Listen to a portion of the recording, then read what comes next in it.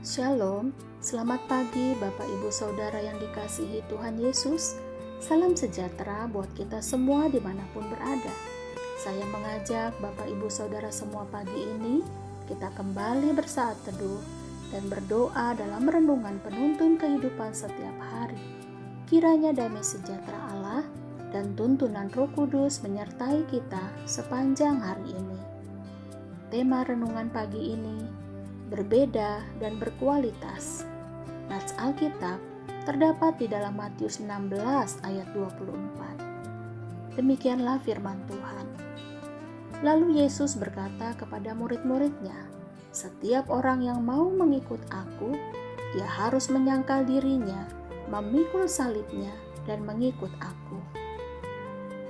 Saudaraku yang dikasihi Tuhan Yesus, pernahkah saudara bertanya, apa panggilan hidupku sebagai orang Kristen? Sebab begini saudaraku, semua agama pasti mengajarkan kebaikan. Tetapi sebagai pengikut Kristus, apakah kita tahu panggilan Tuhan sepenuhnya bagi kita sebagai orang Kristen? Untuk itu marilah kita sadari dulu bahwa kita ada di dunia ini bukan kebetulan. Kita menjadi orang percaya juga bukanlah sebuah kebetulan. Tetapi kenapa kita gagal mengetahui dan mengerti panggilan Tuhan?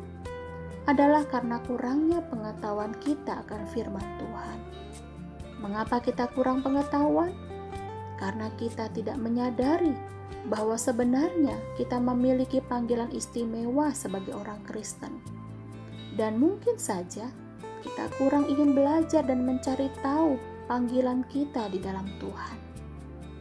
Saudaraku, dari bacaan nats firman Tuhan pagi ini, dikatakan bahwa setiap orang yang mau mengikut Yesus harus sangkal diri dan pikul salib. Saya tahu, membayangkan secara teori saja tidak mudah, apalagi melakukannya. Tetapi Yesus pernah mengatakan, "Belajarlah kepadaku." Saudara, apa yang dimaksud dengan sangkal diri dan pikul salib? Sangkal diri adalah segala sesuatu yang kita lakukan bukan lagi self-oriented, melainkan God-oriented.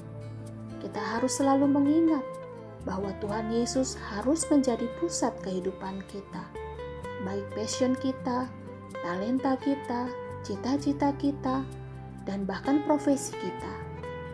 Adakah kita pernah bertanya kepada Tuhan, apa yang Tuhan inginkan dari cita-cita saya?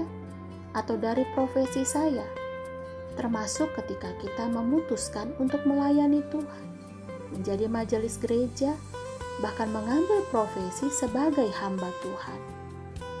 Memang tidak dapat disangkal saudaraku, bahwa ketika kita sudah bertobat dengan sungguh-sungguh kepada Tuhan, akan selalu terjadi peperangan antara tubuh keberdosaan kita dengan tubuh yang sekarang, yaitu tubuh lahir baru kita.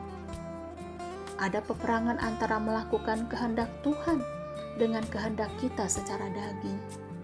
Dan hal inilah yang dihadapi oleh Paulus.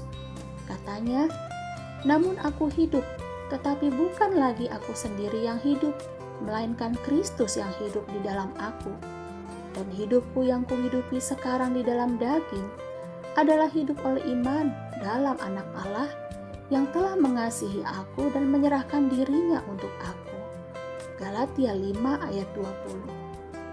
Itu sebabnya setiap kita memiliki tugas dan tanggung jawab untuk benar-benar menghasilkan buah-buah roh hasil pertobatan kita. Karena buah-buah roh inilah yang akan menunjukkan nilai-nilai kita yang berbeda dari nilai-nilai hidup yang dari dunia ini, saudara. Buah-buah roh inilah yang menunjukkan kualitas dari identitas baru kita, dari identitas manusia lama kita. Jadi kita dapat mengerti sekarang mengapa Yesus berkata kita harus memikul salib. Karena memikul salib artinya kita siap menderita karena taat mengikut Tuhan. Kita siap menanggung resiko karena menjalani kehidupan kelahiran baru kita. Kita siap berkorban karena melayani Tuhan. Jadi antara menyangkal diri dengan memikul salib saling berkaitan. Saudaraku, kita harus memahami panggilan kita dan tujuan hidup kita. Sebab kalau tidak, hidup kita tidak bisa excellent. Hidup kita tidak bisa di atas rata-rata. Mungkin kita bisa sukses dalam studi dan pekerjaan. Mungkin pelayanan kita di mimbar banyak dipuji orang. Bahkan followers kita banyak di media sosial. Tetapi jika kita tidak dapat menunjukkan kualitas hidup sebagai pengikut Kristus, di manakah perbedaannya dari orang-orang dunia? Amin. Mari kita berdoa. Bapa, terima kasih atas kebenaran firman-Mu pagi ini. Sungguh Engkau Allah yang berkuasa, yang merubah Petrus, Paulus, bahkan generasi Yeremia akhir zaman ini dan menjadikannya berbeda bahkan berkualitas. Taruhlah kemampuan ilahi di setiap hati kami yang mendengar firman-Mu pagi ini Bapa, agar kami dapat dengan berani hidup berbeda dan berkualitas sesuai dengan panggilan-Mu.